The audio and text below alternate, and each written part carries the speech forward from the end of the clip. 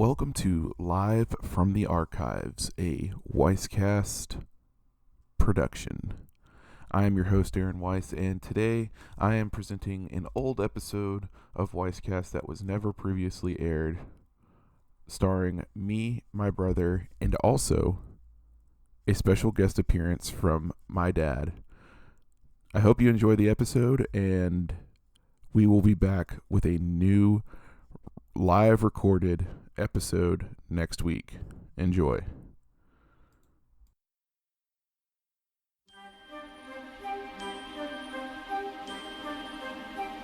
Like sands through the hourglass, so are the days of our lives.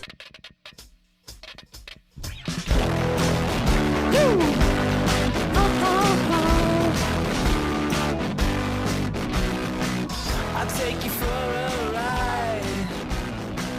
Welcome everybody to the first episode of the second season of Weisscast.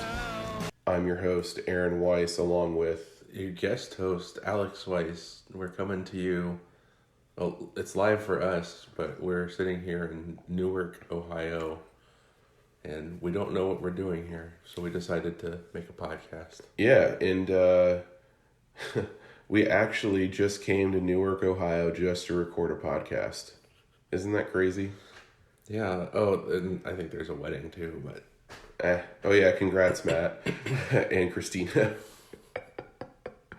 Well, this is the first episode of the second season. It had been delayed a long time because of moving and trying to figure out new schedules and trying to figure out who's going to co-host and all these reasons. But we are live. We're back, and I'm going to make sure we're still recording, which we are. And let's just hop right into it. Let's go to Around the Web. All right. So we got I'll say 3.5 stories to talk about. And the topper today is that today, September 14th, the GameCube turns 18. The GameCube is allowed to vote now. The GameCube is a senior in high school and is looking at very prestigious colleges to go to. And I love the GameCube, and I know you have an affinity for the GameCube as well.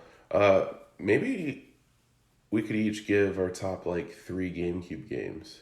Do they have to be exclusive or just games that appear on the platform? They do not have to be exclusive. Okay. I'll start and in no particular order because it's hard to pick a top 3 and do a particular order. But I will start and go with Legend of Zelda: The Wind Waker.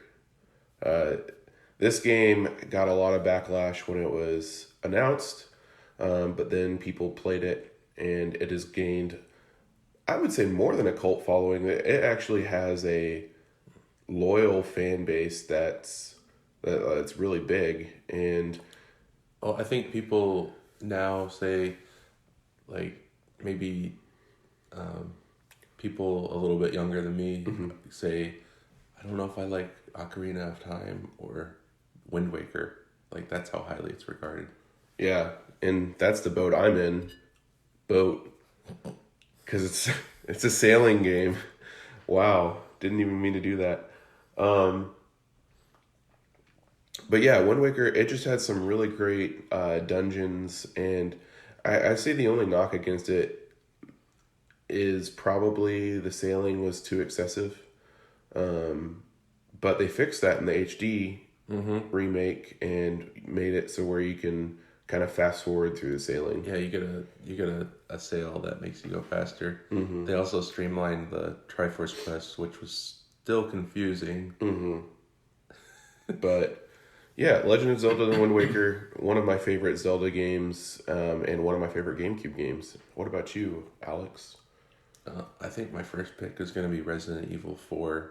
Ooh. Not only because it has a great atmosphere, a great history, and is just a great game, but I also have great memories with it, which is probably what you're going to see in a lot of these picks. Yeah. I let's see, I bought it probably 2 or 3 years after it came out.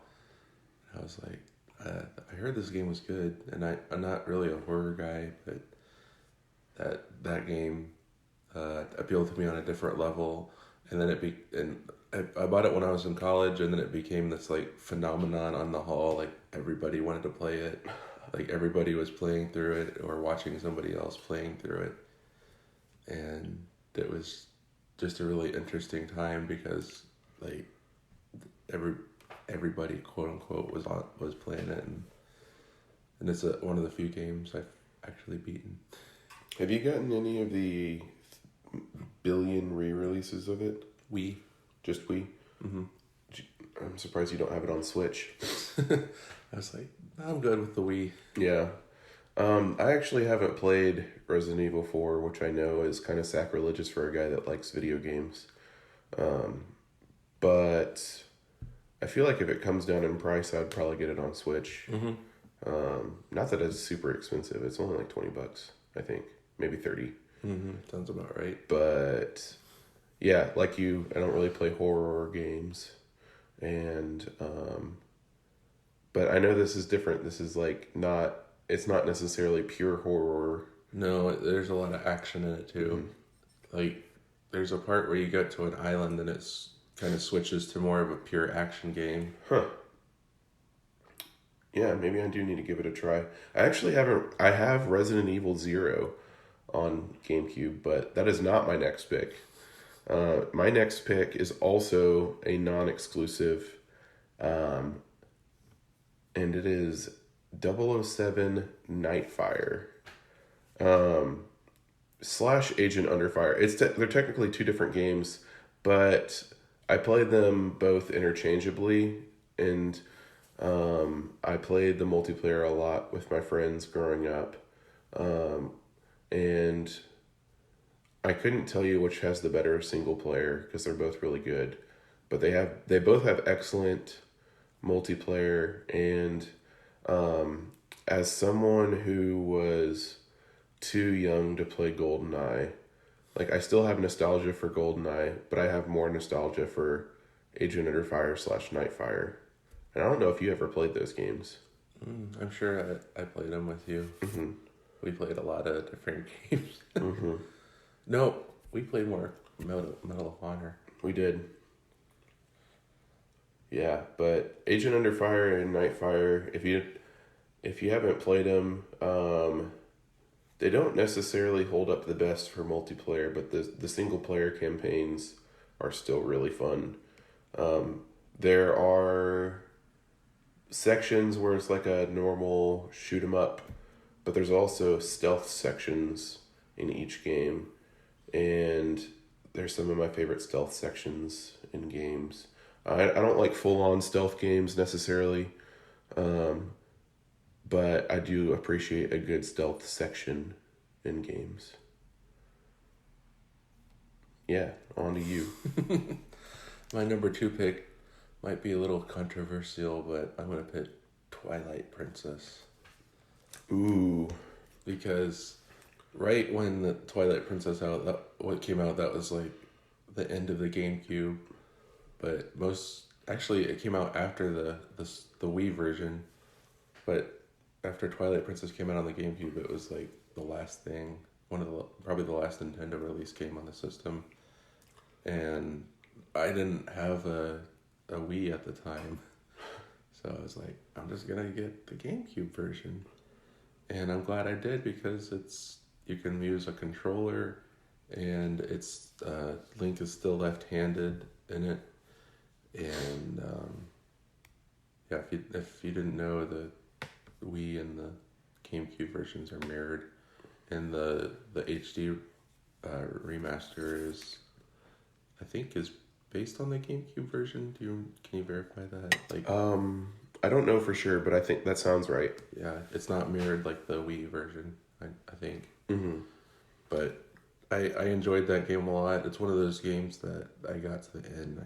I can't beat Ganondorf, but it's just a really big, sprawling game, and I enjoyed a lot of it. The story didn't do much for me, but mostly because I played it in little chunks throughout the years, but I remember having a lot of fun with it.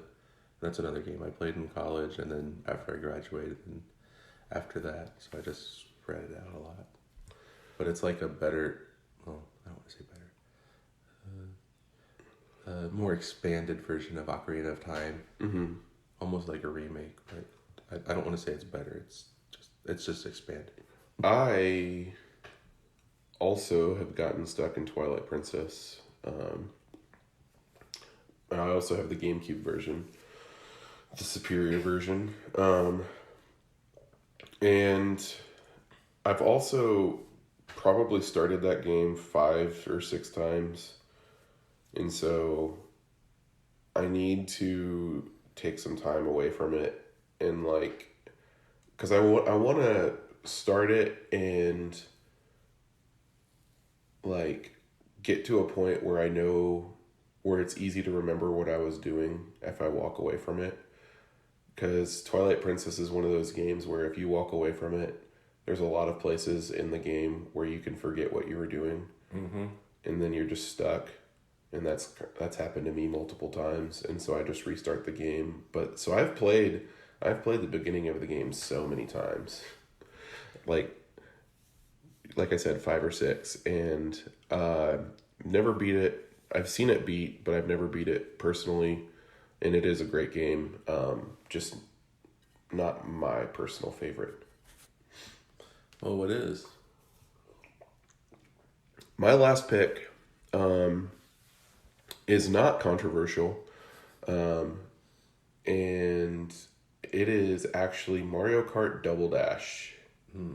I think Mario Kart Double Dash, probably outside of Mario Kart 8, is the best Mario Kart game.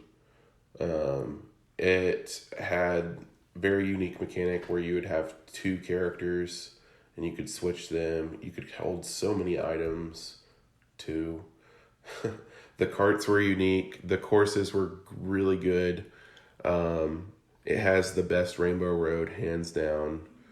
And it's the second iteration of Rainbow Road. So that's really cool. They got it right the second time. Is that the third? Super Nintendo? Does Super Nintendo have a Rainbow Road? It does. I'm pretty sure. Oh. It doesn't have any sides. Oh, yeah. That's why it's blocked from my memory. It might even be the 4th because I don't know when Mario Kart Advance came out. We'll let it slide. But yeah, they got it right the second time. But yeah, Mario Kart Double Dash is really great, and I don't own that game anymore. Why not? I made a terrible decision in high school. I traded it. Oh no! Because I knew it was worth a lot of money, and I needed the money. To GameStop?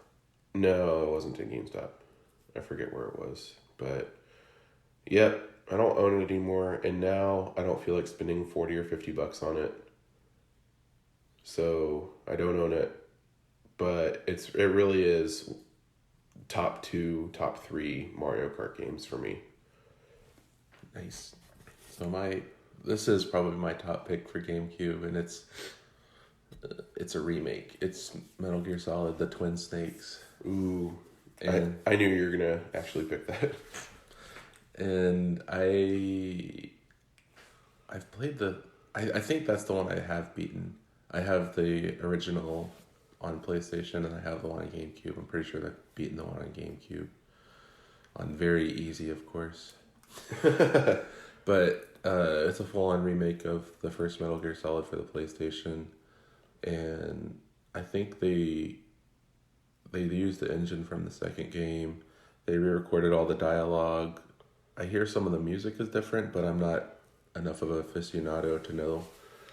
But I'm glad that it exists because it theoretically could make an HD version of Metal Gear Solid, the first one, because 2 and 3 have had HD remasters, but not the first one. And yeah, I just once you get started, the story sucks you in like a good spy movie, and it's tense to play because you're sneaking around, and it's probably the most straightforward of all the Metal Gear Solid games, especially compared to the second game where you have the Colonel eventually saying, "I want scissors 69," and you're like, "What does that mean?" So, okay, so that's my pick. As someone that's never played Metal Gear Solid, I know very little of what you're talking about.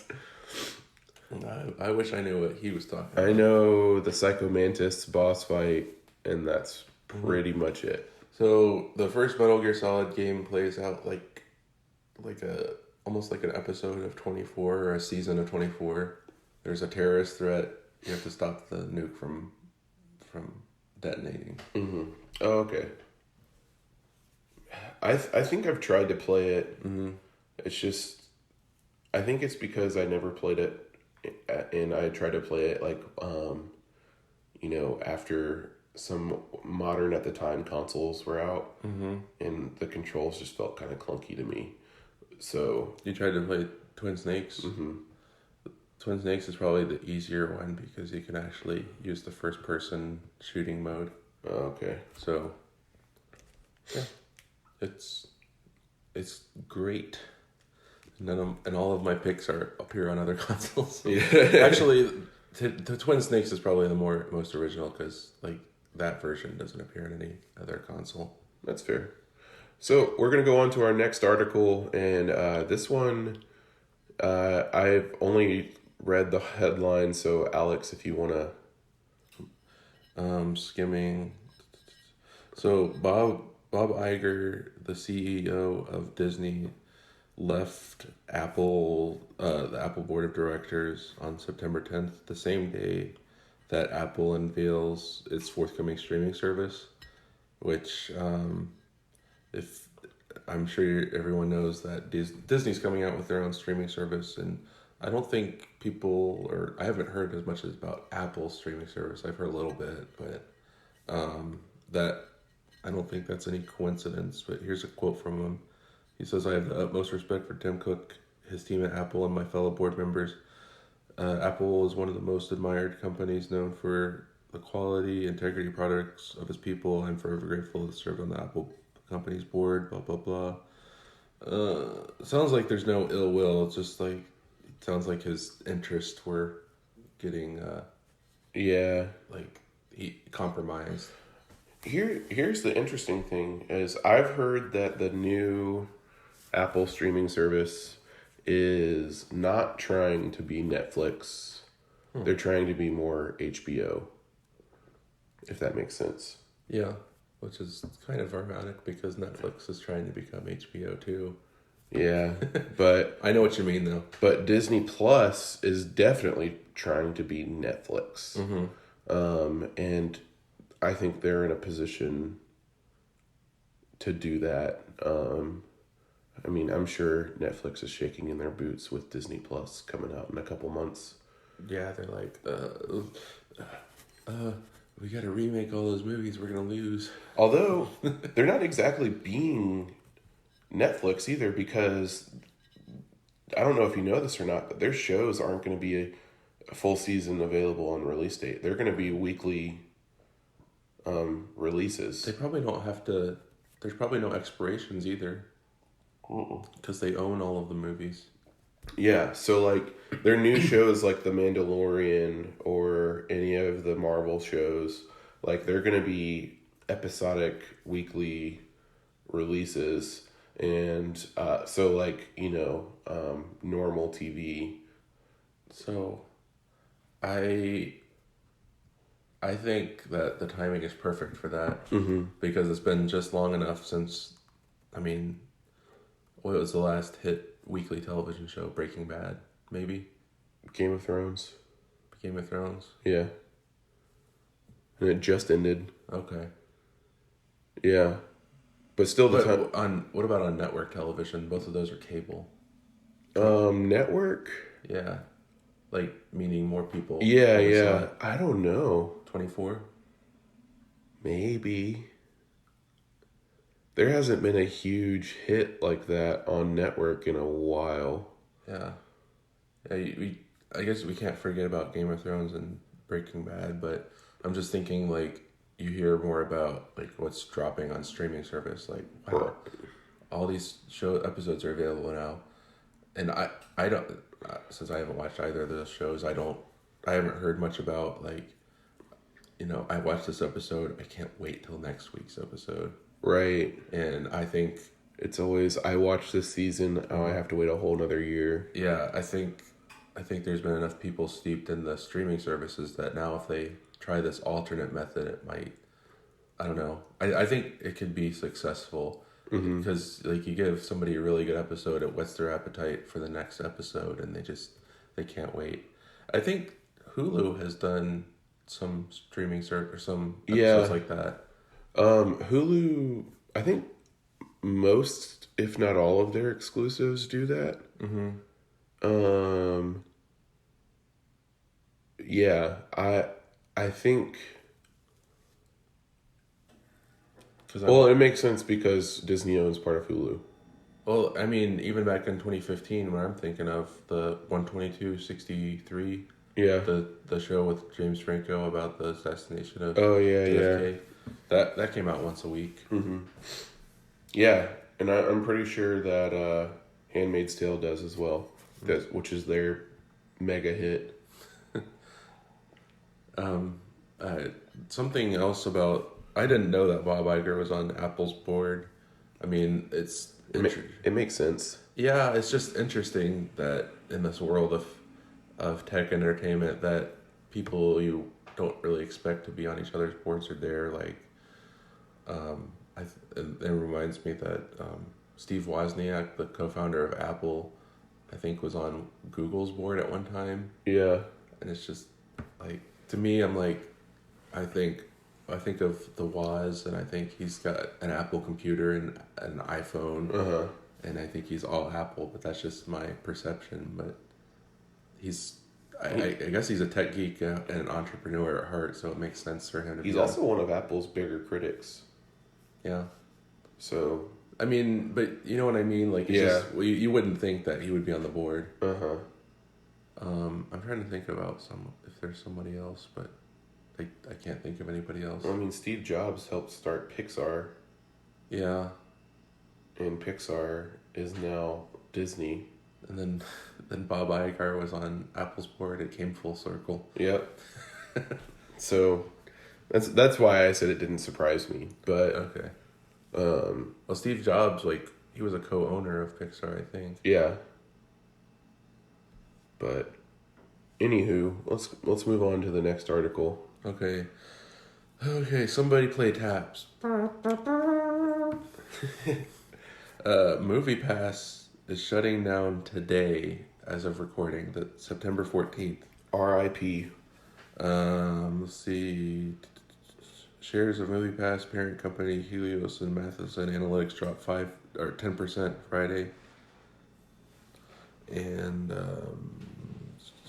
MoviePass notified subscribers that it's planned to close down the services because of its efforts to recapitalize MoviePass have not been successful to date. It has formed a strategic review committee made up of the company's independent directors to explore strategic and financial alternatives for the company. So one of the quotes I saw said they're shutting down and they don't know if the service will continue. And I'm like... It won't continue. Yeah, let me see if I can find that quote.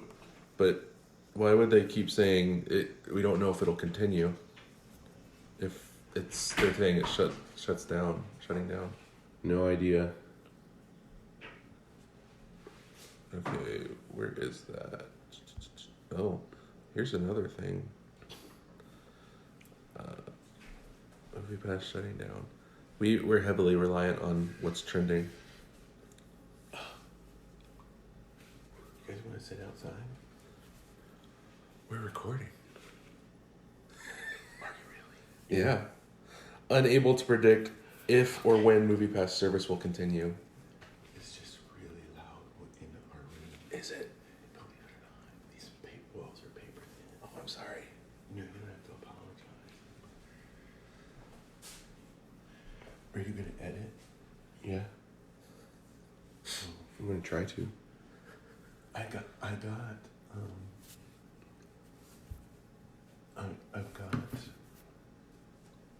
seats in my car. So this is your interview? No, it's a podcast. That's what I mean. Is there a place to sit outside? Yeah, I got chairs. I brought chairs with me. If you want to, you don't have to. I mean, did we wake you up? Yeah, it's that loud. Oh my. Maybe we should go outside, Aaron. I'll get chairs. Where's there to sit outside? At this pit right out here. There's like a picnic table and I'll get like regular chairs.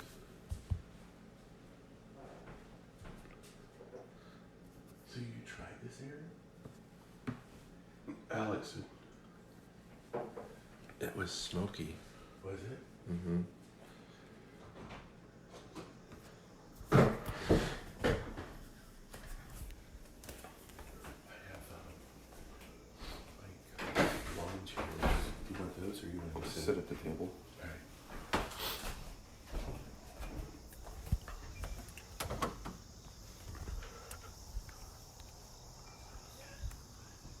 I do.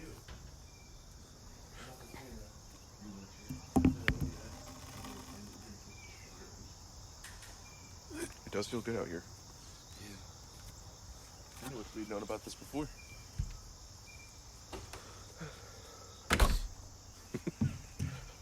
Got a lot to cut. The lost content. All right. So, okay, wait for it. And we are back. So yeah, that they said we don't know if or when the service will continue. But you're shutting it down. Yeah, why would the service continue at all if they're shutting it down?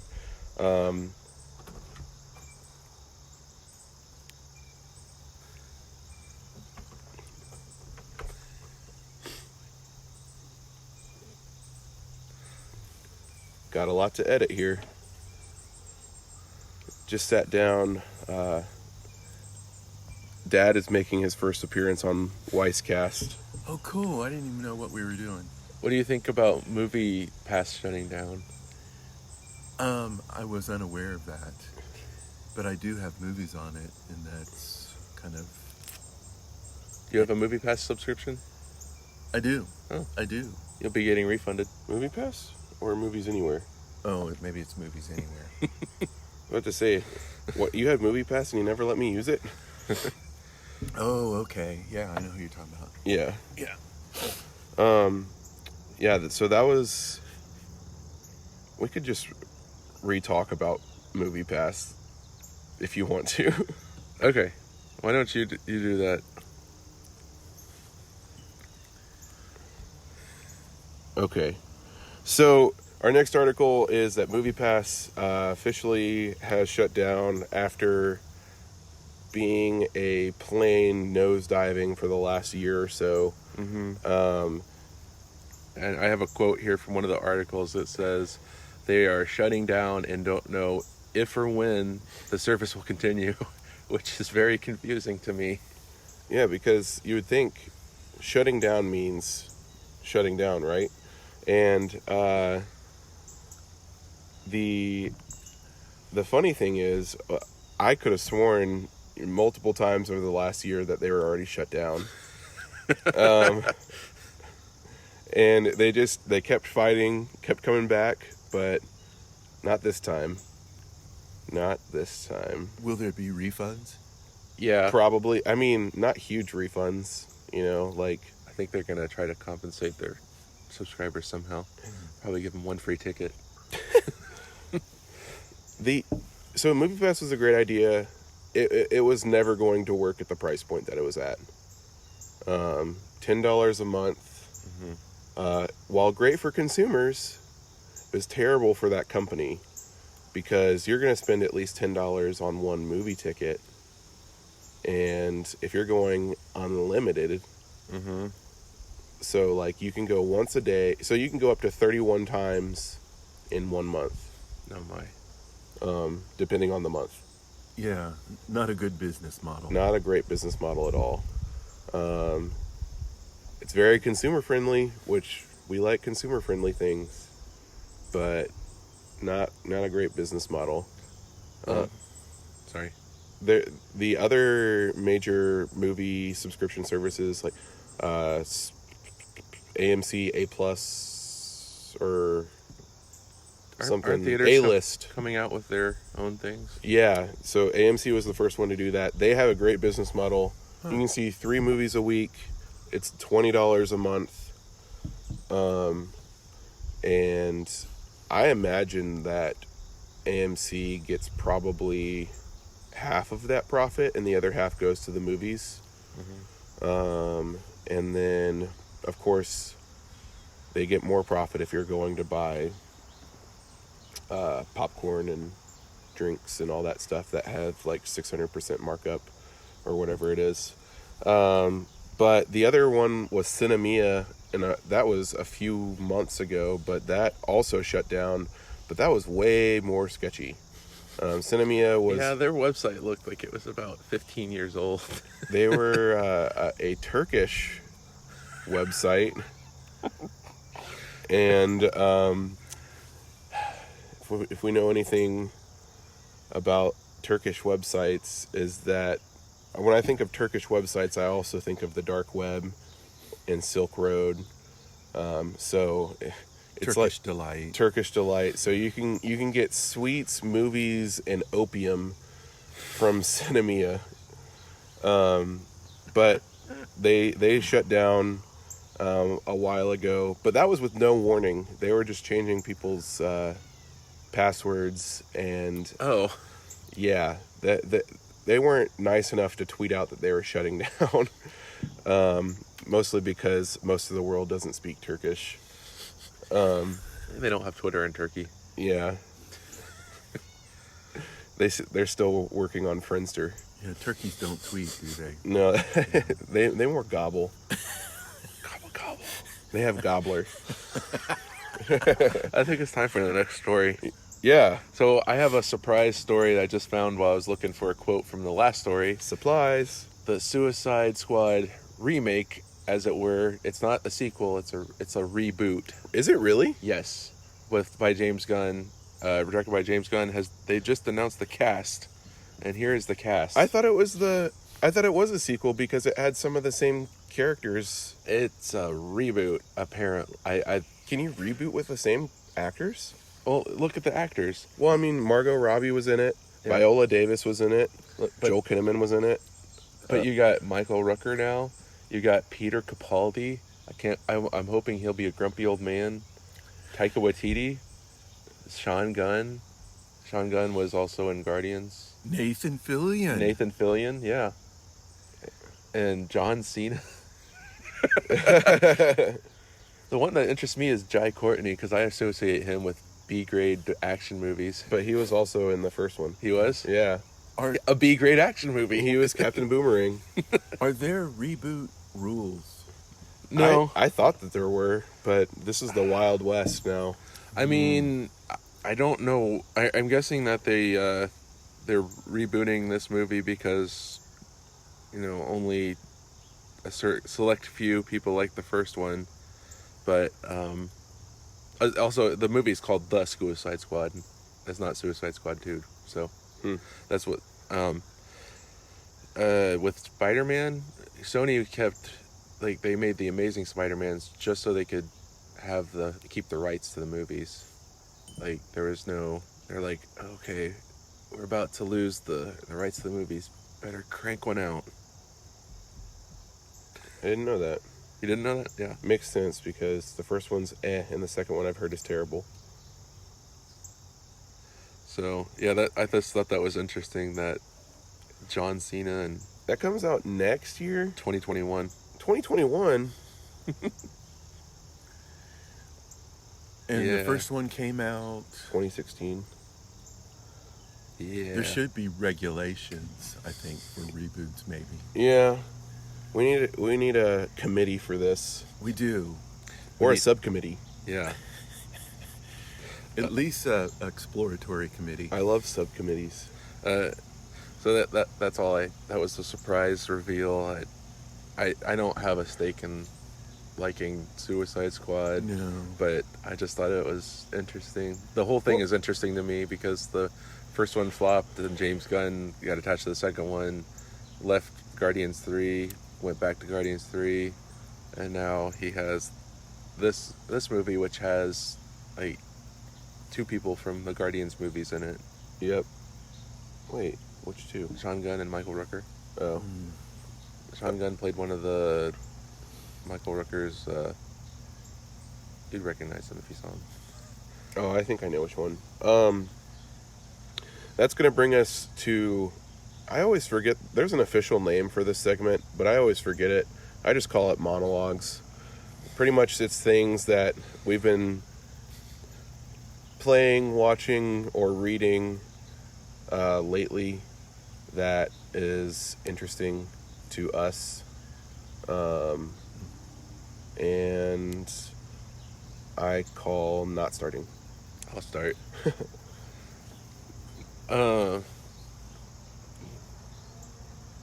Well, I haven't played it yet, but I did pre-order the Zelda Link's Awakening remake on Switch, and it teased me because it downloaded and I can't play it. It's just there's gonna be an internet switch flipped in a couple days, and I can play it. Wait, say that again. There's what's gonna happen? It's downloaded. The file's on my Switch. Yeah. But when you go to play it, it says checking the internet for if you can play the game yet. And it says no. It says no.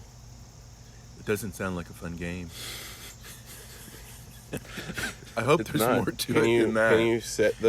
Can you set the calendar forward?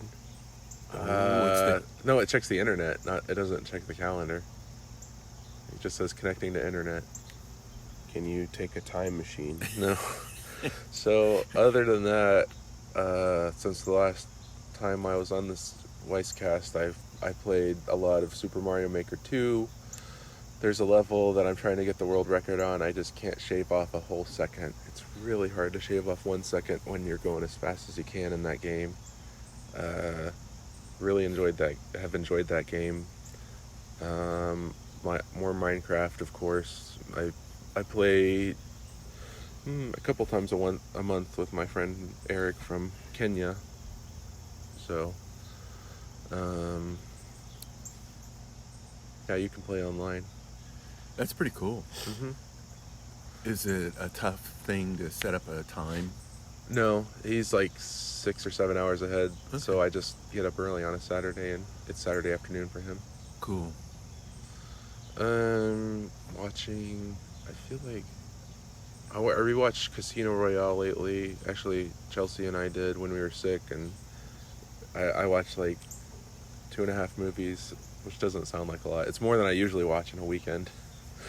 And I watched Casino Royale on a Sunday and Evolution on a Saturday. Evolution is kind of like Ghostbusters, but with aliens.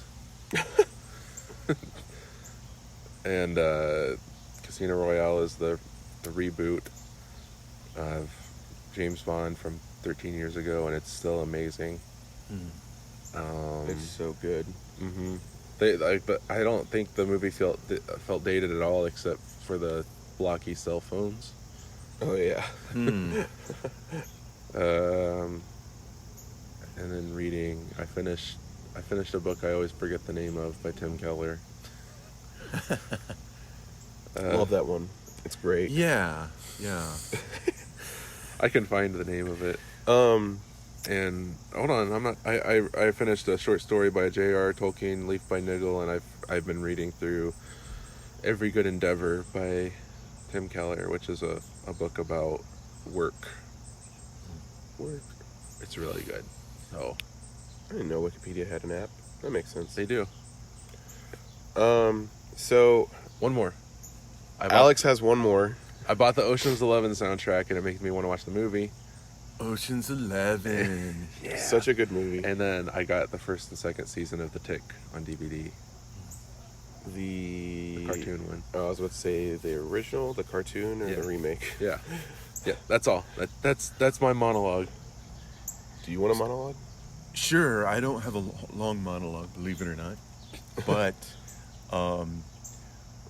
yeah, probably no games lately. I haven't played any games lately.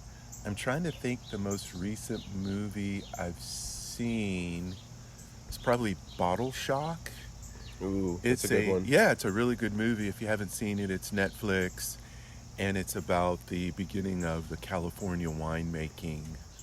Oh yeah, Kind of not their history, but That's what the got one them with- started.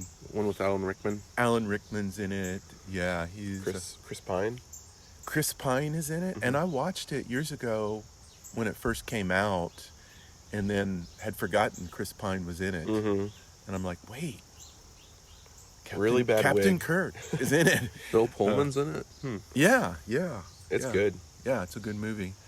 So that was a good movie, and the most recent book I've read, it's one that I read years ago, and then in the past few years tried to start and couldn't start it because it just was it seemed like it was hard to get through, but I couldn't put it down this past time, and it was C.S. Lewis, That Hideous Strength, and it's a part of his space trilogy. So it's actually the third book in his space trilogy, and it was written back maybe in the 40s or 50s maybe, but it feels very contemporary, even though the language is like older. It feels like a very contemporary story. So yeah, highly recommend That Hideous Strength. It's a long book, and if they ever make it into a movie, it's probably going to be rated R because it's very gory in places, but he doesn't get terribly descriptive. You could probably make it PG-13 like Lord of the Rings, because that's pretty. Yeah, it could be a PG-13. It could be a PG-13. So yeah, that's my media I just want to hop monologue. back. I want to hop back in here and say the book I finished was called Making Sense of God: An Invitation to the Skeptical. Okay. So, I have not played a lot, Come on, but I kind of have. We've been playing games on iMessage. What's true? How does that work? It's like checkers and Battleship. Yeah, it's not very complicated games. So I guess that's true, but I got SteamWorld Dig, which is fun, and it's my first time ever playing it, and I kind of see the hype behind it, although I hear SteamWorld Dig 2 is even better. I got a lot of really cheap, maybe potentially crappy Switch games. What would the Switch be without dollar games? It's true. I also have pre-ordered Link's Awakening, but I'm getting the physical copy because for some reason I have this thing with first-party Nintendo games and physical release. I only got the download because I had the gift cards. That's fair. Yeah, I really haven't been playing them. The Super Nintendo games are on Switch now. Not all of them, just 20 of them right now. But I've been playing A Link to the Past, and that game is very good, but also difficult. And it makes me appreciate the older Zelda games. Like, I love top-down Zelda games, so that's why I'm so excited for Link's Awakening. But its spiritual sequel, A Link Between Worlds, while kind of difficult in its own right, is way easier than A Link to the Past.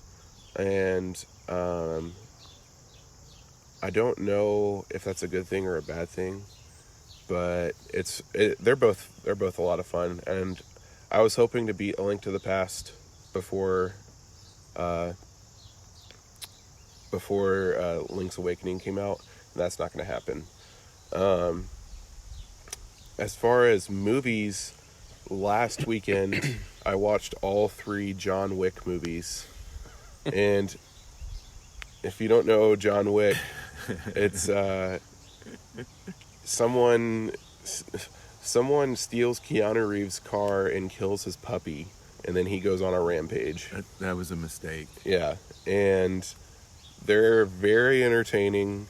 They're pretty violent, but not like in your face violence. I don't like in your face violence. I don't like a lot of gore or whatever. Do you like Al Gore? I do, and that is an inconvenient truth. But the John Wick movies are very fun, especially because there's enough story to keep it interesting, but it's not like too little story to where you're just like watching a guy kick a bunch of dudes' butts. And as far as reading, I've read a lot of graphic novels since last recording. I read Batman: The Long Halloween, which is probably my favorite one that I've read. I read the first 2 I read Batman: Court of Owls and City of Owls. Both are good. I read The Dark Knight Returns, which, sidebar, I didn't realize this, and Alex, maybe you realized it, but so I got all 4 volumes of The Dark Knight Returns. Each has a different title, but the first one is actually called The Dark Knight Returns. And before this, I had only seen parts 1 and 2 of the movie, and so I assumed that the graphic novel was going to be the whole movie. No, all 4 volumes are parts 1 and 2 of the movie. So I got through the first one and I was like, wow, this is like halfway through the first movie. And then I am almost done with the second one, and I'm assuming that'll bring me up to where the end of the first movie is. I didn't know that. That's a long movie. Yeah. It's like 3 hours long. They're good though. But yeah, they're really good. The art style seems kind of dated. I guess because they're like 30 years old. But you don't have an art style. Shaking my fist at him because I'm over 30. And then one that I bought that I haven't read yet is Hush, Batman Hush. I've seen the animated movie. It's really good. But I've heard the graphic novel's even better, so I'm really looking forward to reading that. If any of those, I think Long Halloween deserves its own animated movie. It's so good. Has an incredible twist at the very end. What a twist. Don't tell us. And I think Long Halloween is the longest of all those. Well, I guess The Dark Knight Returns technically is, but it's 4 separate volumes, so I count it as 4 separate books. When you say 4 separate volumes, are you saying like 4 trade backs? I'll show you. Okay. I have them here. Okay. But Long Halloween was probably the best one. It's close to 400 pages. Granted, it's graphic novel pages, so there's not that much text, but I read it in one sitting. But yeah, so that brings us to movie 20 questions. Can I interrupt for a second? Yes. I remembered some stuff while you were talking. I haven't read it yet, but I picked up a book from the library called Bat Manga. What? Bat Manga. Yeah, it's a Batman manga by a Japanese person, and I guess he was commissioned back in the 70s to make this manga, and it just looks interesting to me because it's got a little bit different art style and it reads right to left like a manga does. I haven't read it yet, but I want to. And I wanted to ask Aaron a question when he was talking about Zelda being hard. Okay. What's the hardest game you've ever played? The hardest game I've ever played.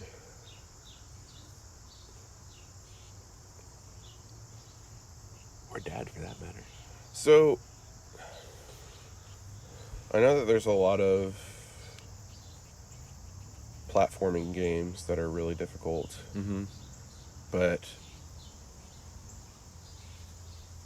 and I don't know if this game is technically hard, and it's not even a platformer, or if I'm just bad at it, but the first game that came to mind when you said that was Lord of the Rings: The Third Age. It's very,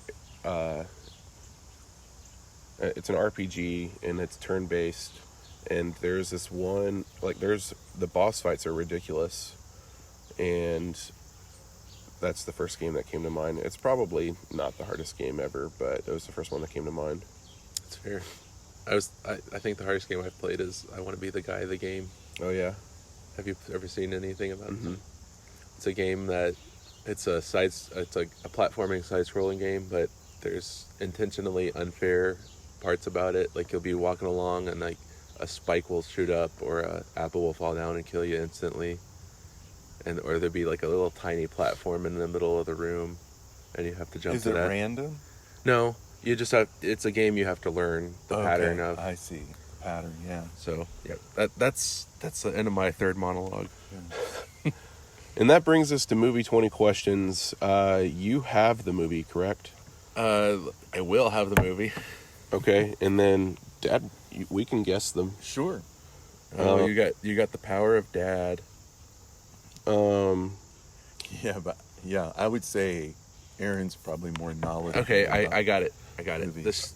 This shouldn't be that hard. It's not an obscure indie movie. Okay, Okay. That's a hint, by the way.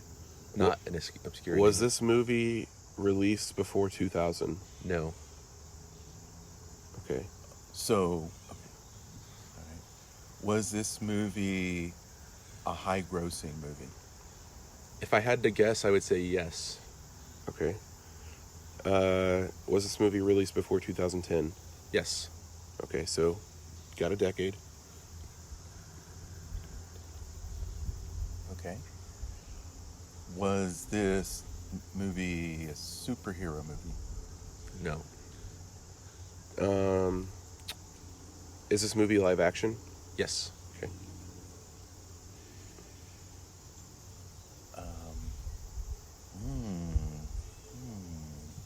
Wow. Did this movie have Tom Hanks in it?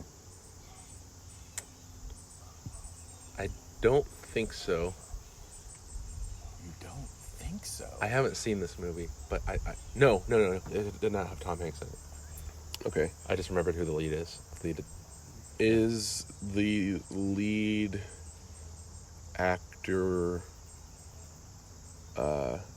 Caucasian? Yes. Okay. He is Asian. No, he's Caucasian. Caucasian.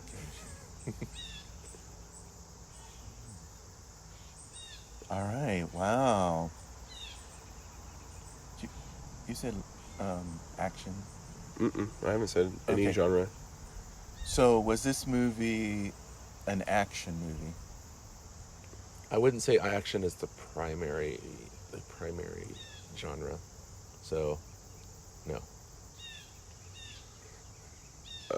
Was this movie before 2005? Yes. Okay, so within 5 years. We're close.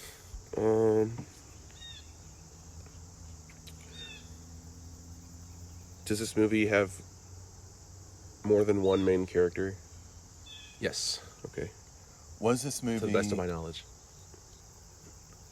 That's 10 questions, by the way. Okay. Was this movie a true story? No.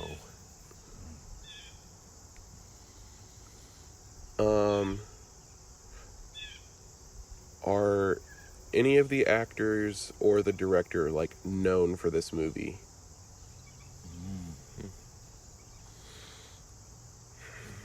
That's a tough one.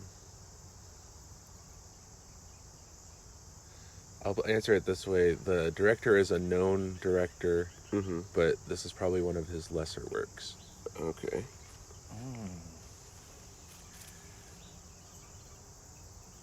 As soon as you hear the name of the director, you'd be like, oh yeah. Was the director John Cameron?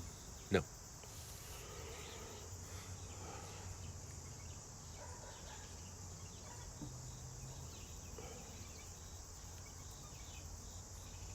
Is this movie a comedy? No. Was this a Spielberg movie? Yes. Okay. That's 14. Ooh. All right. Was 2000 to 2005. Was this Spielberg. movie Schindler's? Oh, 2000 to 2005. Spielberg movie, live action. Probably a drama. Some action elements.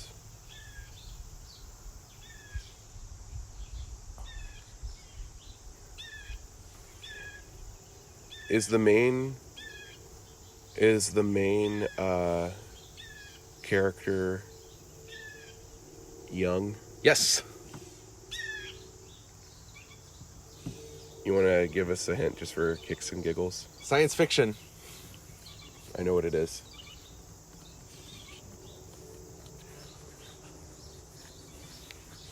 science fiction between 2000 and 2005? Dang. I know what it is. It's definitely not Schindler's List. That's from the 90s. Was it really? Yeah. I've also never seen this movie, but I know what it is. Okay.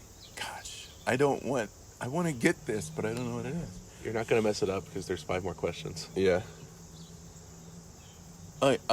Okay. So Well, 4 more, I guess. 2005. Was this movie? Oh. Was The Last Airbender? That's not Spielberg. No. Sorry, that's Yeah. M. Night Shyamalan. He would have made an on. amazing Airbender movie. Anyways, Aaron, you don't have to use all 20 questions, do you? No. Okay. But go ahead and guess. Is this movie AI, artificial intelligence? Ding, ding, Oh, ding, ding, ding, ding. well done. Yep. Well done. Do you know who was supposed to direct the movie but died? No. Stanley Kubrick. Oh. Really? Yep. So Spielberg took up the mantle because he was friends with Kubrick. Huh. Well, that's all for this edition of Weisscast, live on location from Newark. I almost said New Jersey out of habit. Ohio. Please enjoy this track from SoundCloud, who will be listed in the description because I did not come up with a track from SoundCloud. And that is it.